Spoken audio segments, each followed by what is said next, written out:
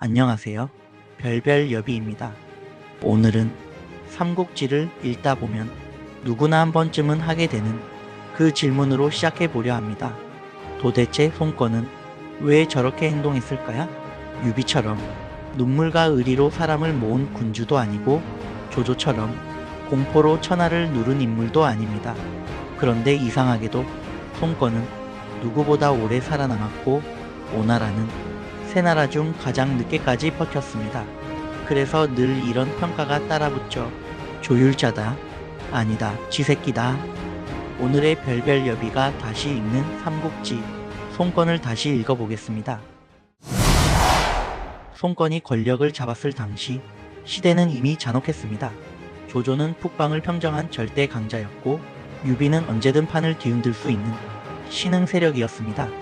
손권 앞에 놓인 선택지는 사실 단순했습니다. 강동을 일으켜 자신만의 패권을 노릴 것인가, 아니면 강자에게 기대해 형식적인 안정을 택할 것인가. 손권은 그 둘 중 하나를 고르지 않았습니다.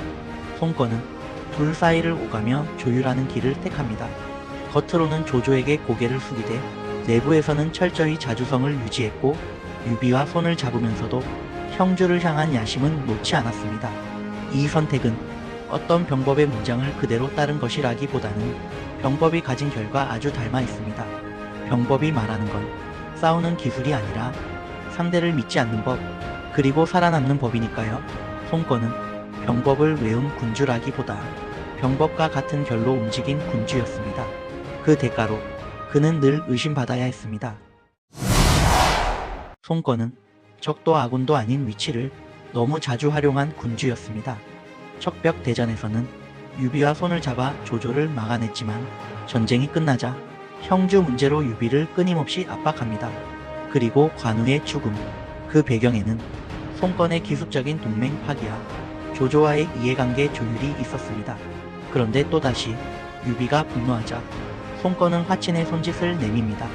이쯤 되면 이 질문이 자연스럽게 나옵니다. 이 사람 도대체 누구 편이지?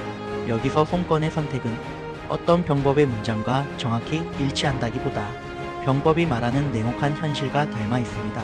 약속은 중요하지만 나라의 존망 앞에서 군주는 언제나 지키지 못할 신의보다 생존에 대한 선택을 강요받습니다.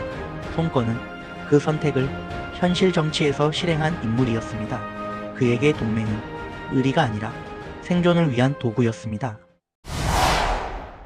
유비는 결국 손권에게 크게 실망합니다.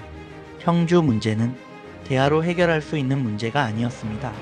손권은 기습으로 관우를 베었고 그 선택은 유비의 복수를 불러옵니다. 이릉대전, 그 전쟁은 나라와 나라의 싸움이 아니라 신뢰가 무너진 뒤의 분노였습니다. 제갈량은 어땠을까요? 그는 손권을 끝내 믿지 않았습니다.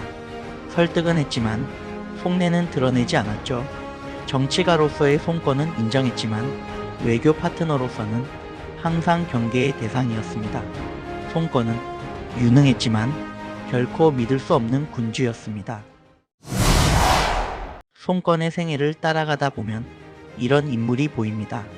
늘 사람들 속에 있지만 결코 누구에게도 완전히 기대지 못한 군주, 형 손책처럼 대중의 사랑을 받지도 못했고 인재를 중시했지만 언제나 자신의 권위를 중심에 두어야 했습니다. 후계자 문제로 말년까지 흔들렸고 결국 육손마저 내칩니다. 그는 조율과 생존의 귀재였지만 항상 불안한 왕자 위에 앉아 있었습니다. 병법의 결은 이렇게 말합니다. 살아남은 자는 반드시 외로움을 견뎌야 한다. 손권이 바로 그랬습니다. 아닙니다. 손권에게는 천하를 얻을 야망은 있었지만 그 야망을 밀어붙일 힘은 없었습니다. 하지만 그는 세 나라 중 가장 오래 살아남았고 가장 오래 독자 노선을 유지한 군주였습니다. 손권은 천하를 제패한 자는 아니었지만 천하 속에서 강동을 지켜낸 자였습니다. 정치는 위선이었고 외교는 이기적이었으며 동맹은 늘 불안했습니다. 그럼에도 그는 끝까지 살아남았습니다. 당신이 유비라면 손권은 배신자일 겁니다. 당신이 조조라면 송건은 믿을 수 없는 협상자겠죠.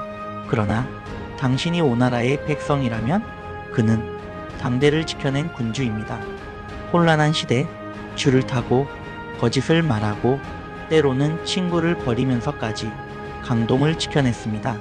물론 똥칠을 하긴 했습니다. 하지만 그 더러움 위에서 오나라는 살아남았습니다. 그래서 송건은 영웅도 악인도 아닙니다. 그는 조율자였고 살아남은 자였습니다. 이상 별별 여비가 다시 읽는 삼국지였습니다. 감사합니다.